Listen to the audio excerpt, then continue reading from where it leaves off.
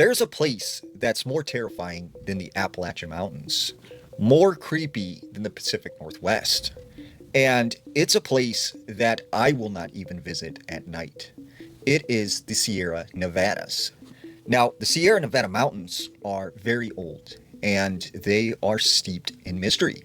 A lot of creepy stuff happens in this area. Now, these are two stories that are 100% true that come out of the Sierra Nevada mountains. Now, this first story comes from a guy named Taylor. Taylor said him and his buddies decided to go camping deep in the Sierra Nevadas. Now, this particular place, he said, they called Cat Burglar's Corner. And he said a lot of strange things and a lot of disappearances have happened in this location.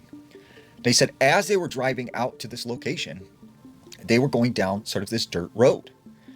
And he said it was very weird because in the middle of this road, they slammed on their brakes because there were a pair of boots, empty boots, just sitting perfectly right in the middle of this dirt road. They got out of the car, they looked around, they couldn't find anything. They thought, that's really strange. So they eventually parked their car and they spent all day hiking out to this campsite. As they're getting their campsite set up, they began to hear like a whew, whew, like a really loud scream. And Taylor recognized it because he had heard it before. It was the sound of a mountain lion. And he said, usually if you hear a mountain lion that time of year, it meant either they were mating or there was like a fight going on. So he said they kind of got alert that maybe there was a mountain lion in the area. And they kept hearing it scream. And then eventually it stopped and it calmed down. So they're like, it probably just got scared and ran away. So shortly after this, Taylor decides he's going to go and look for some firewood. Now, he starts hiking down this trail, and he said he's probably about 500 feet away from their campsite. He said that's when he heard that mountain lion scream again. And so he grabs his bear mace, he starts looking around, like, where is this thing? And then it's just quiet. So he's like, you know what, I better get back to the campsite. So he starts hiking back down the trail. As he's hiking, he said up ahead, he could see something standing on the trail. So it was a man crouched down. He was completely naked, very skinny. He was covered in mud, all bruised up. He had sort of this thick, bushy beard, dirty, scraggly hair. And he said, he just seemed very out of place. But he thought maybe this was a hiker that got lost or something and had been stuck in the woods for a very long time.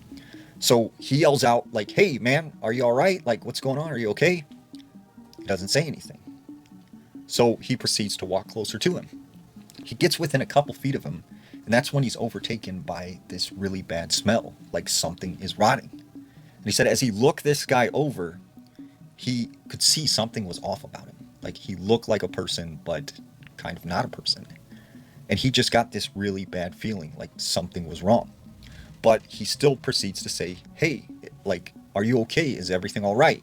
And he said that's when this guy lifted up his head, looked directly at him, opened his mouth wide, and let out this scream that sounded exactly like the mountain lion scream they had heard before.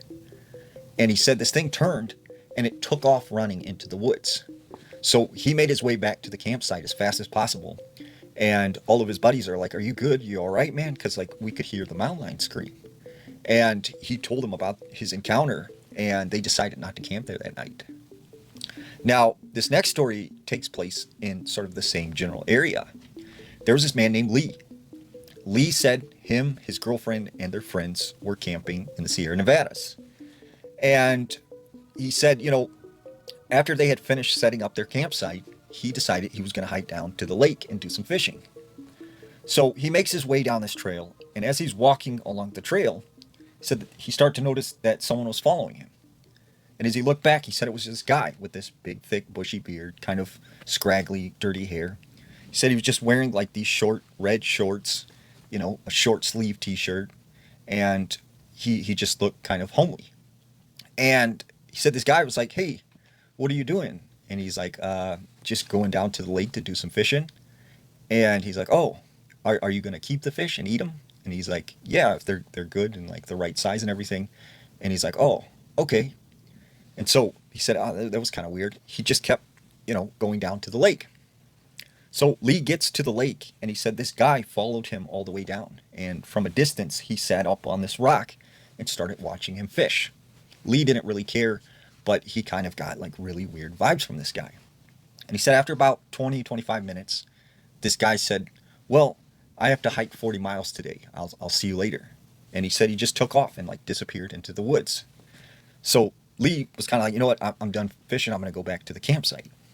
So he goes back to the campsite, and later that night, they're all in bed in their tents sleeping. That's when Lee said he was awoken by his girlfriend shaking him, saying, hey, like there's someone outside the tent. And his friends, they're freaking out. And there's something or someone outside our tent. And he's like, no, no, there can't be anyone out there. And he says, his friends were like, no, no, seriously, like there's someone or something outside the tent. So he unzips the tent, he sticks his head out, so there was no one there. It was just completely quiet. And so he said, this happened about 5 or 6 times. And eventually it stopped. Well, he said when he fell asleep, he had this dream that something was outside the tent. And when he opened the tent that time and he looked out, he said there was this man that he'd seen earlier when he was fishing on all fours growling at him from outside the tent. And then he said, boom, he woke up and it was morning.